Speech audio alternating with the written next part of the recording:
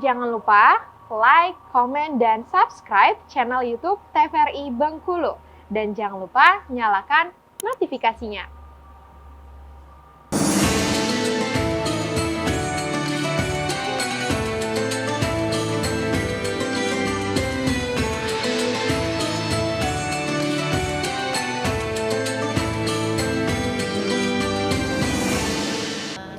Alhamdulillahirrahmanirrahim, tentunya pemirsa di rumah senang sekali jumpa kembali bersama saya Karol Fahmi untuk kesempatan kali ini di Mutiara Kalbu TVRI Bengkulu. Untuk di kesempatan kali ini kita akan berbincang dengan tema mengenai keutamaan taubat dan juga istighfar bersama dengan Bapak Al-Ustadz Farhad Akhtar Al-Zami tentunya, dan juga bersama dengan ibu-ibu dari Majelis Taklim An-Naba. Kita sapa terlebih dahulu. Assalamualaikum warahmatullahi wabarakatuh. Selamat sore ibu-ibu. Waalaikumsalam warahmatullahi wabarakatuh. Sehat? Alhamdulillah. Baik, untuk sore hari ini kita akan mendengarkan sedikit tausiah terlebih dahulu sebelum kita kembali untuk memberikan kesempatan kepada ibu-ibu yang ada di rumah, yang ada di studio TVRI Bengkulu tentunya, untuk memberikan pertanyaan kepada Pak Ustadz mengenai tema kita keutamaan taubat dan juga istighfar tentunya.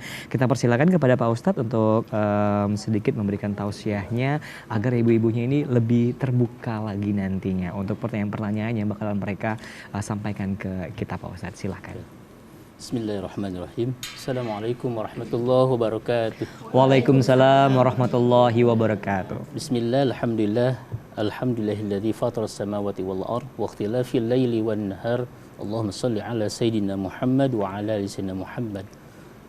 Rabbana atina fid dunya hasanah wa fil akhirati hasanah wa qina azabannar. Amin ya Allah ya rabbal alamin.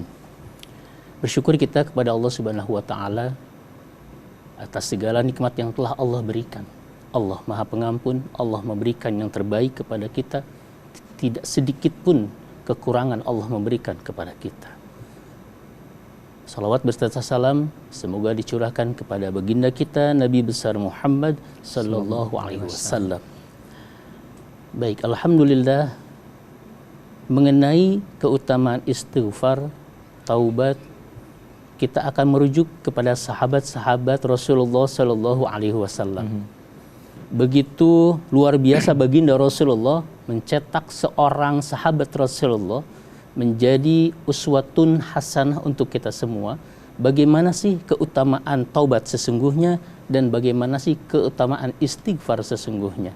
Seorang Sa'labah radhiyallahu anhu, Sa'labah Abdurrahman, beliau merupakan sahabat yang sangat setia. Pasca setelah masuk dalam Islam, bahkan menjadi seorang pendamping Rasulullah terbaik. Suatu ketika dalam sebuah perjalanan, karena ada urusan sesuatu, Sa'labah dalam perjalanan menemukan seorang wanita yang sedang mandi.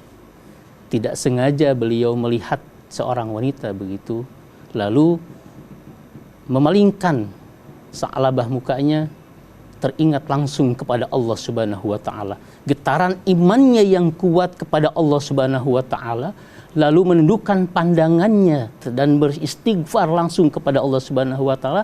Saking takutnya Sa'labah berlari. Saking takutnya atas segala apa yang telah tadi melihatnya merupakan salah satu bentuk maksiat menurut Sa'labah.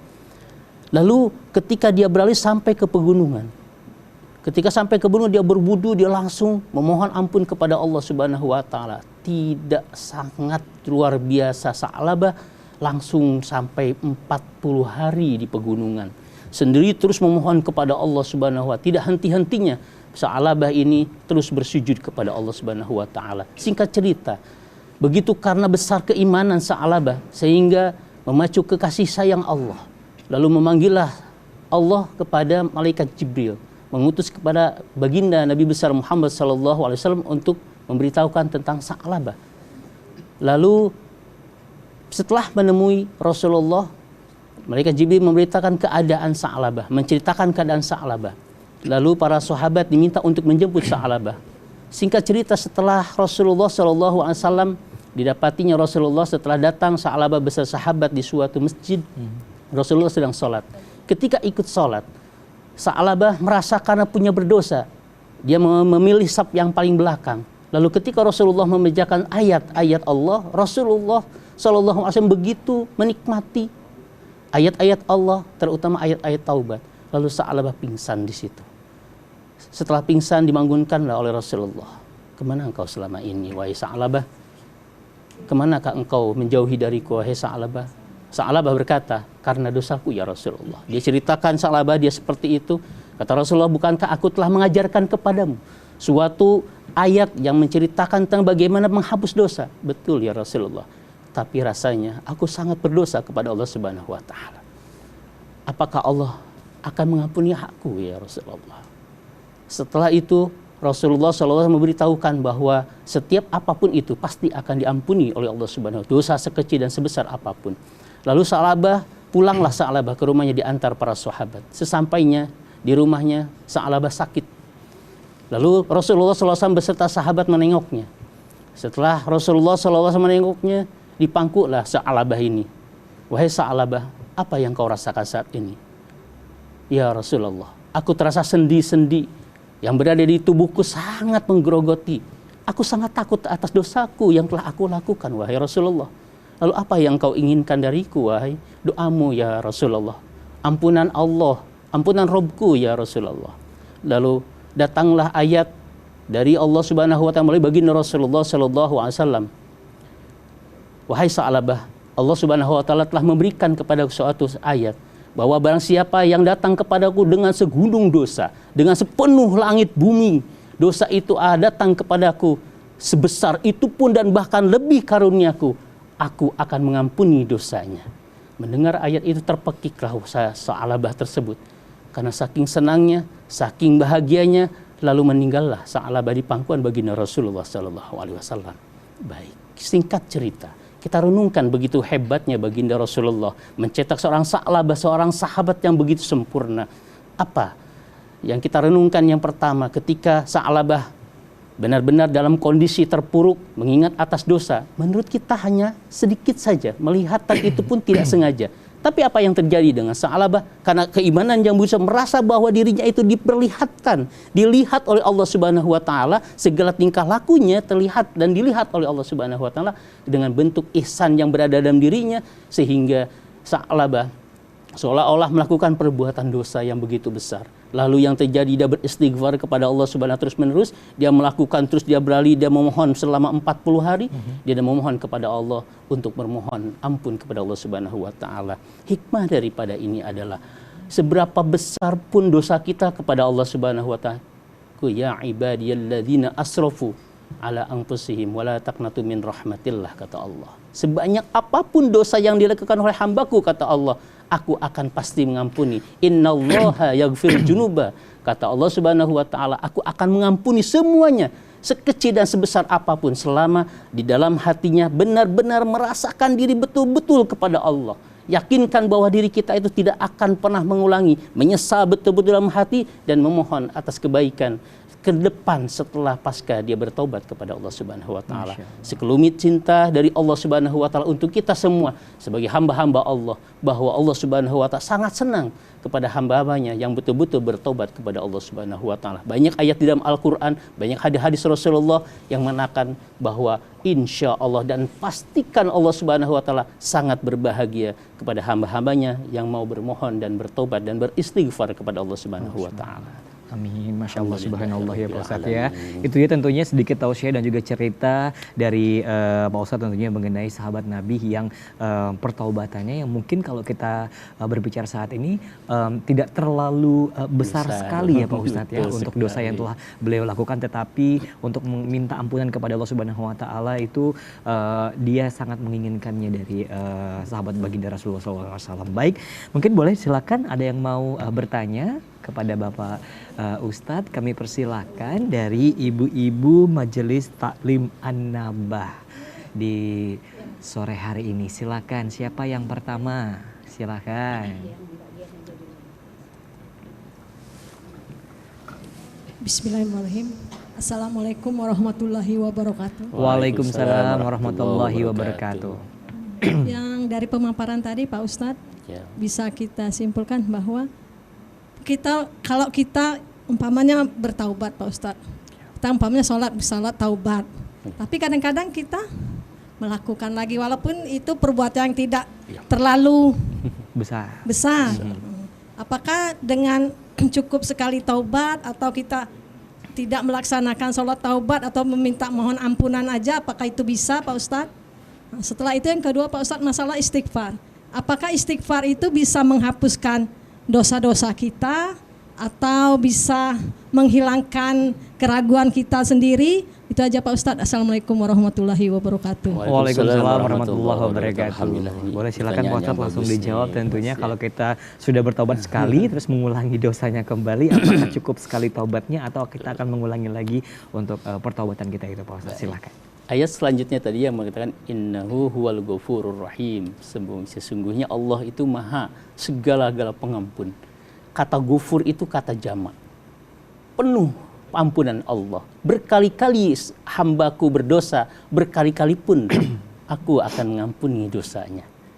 Dengan keyakinan bahwa ketika kita melakukan, Allah akan tahu hati kita. Betul tidak? Hambaku ini betul-betul menyesal.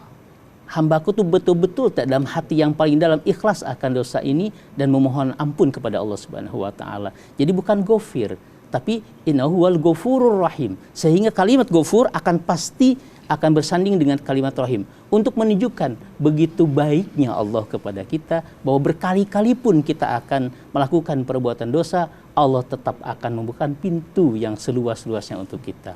Pertanyaan yang kedua, istighfar itu salah satu bentuk amaliyah kita. Setelah kita bertobat, tobat itu menghentikan segala aktivitas dosa sekecil apapun dengan tujuan kita menyesal dan tidak mengulangi lagi. Tanda kita diterima tobatnya adalah ketika kita benci dengan perbuatan sebelumnya. Oleh karena itu, salah satu yang mesti menjadi motivasi kepada kita, ternyata Allah sudah memberikan jalan untuk menuju Allah Subhanahu wa taala, yaitu dengan istighfar. Insya Allah dengan istighfar seluruh dosa-dosa kita dipastikan akan diampuni oleh Allah Subhanahu wa taala. Amin, Masya Allah, subhanallah. Ada yang mau lagi ditambahkan pertanyaannya atau cukup Ibu yang tadi nanya? Cukup? Ada yang mau bertanya lagi? Silakan untuk ibu-ibu dari Majelis Alim An-Nabah. Ada? Boleh silakan. Belum ada ya? Ada, boleh silakan Ibu. Assalamualaikum warahmatullahi wabarakatuh. Waalaikumsalam warahmatullahi wabarakatuh. Begini Pak Ustadz, mengenai istighfar tadi, apakah ada khusus untuk seandainya kita di dalam hati kita ada yang enggak mengganjal apa enggak tenang, apakah ada istighfar yang khususnya itu Ustadz? Sekian.